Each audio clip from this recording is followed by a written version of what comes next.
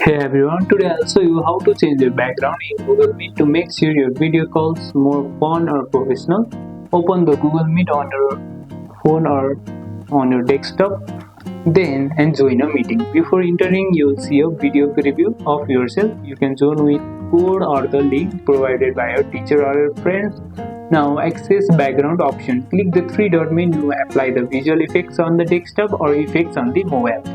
Here you'll see the option to blur, replace with an image or choose a preset background. You can apply the background that you have in your gallery or you can blur the background.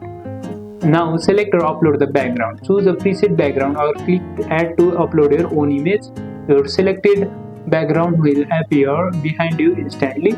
You can also change during the meeting. You can also change your background during the meeting. Click three dots, then apply visual effects anytime to switch or remove it, and that's it.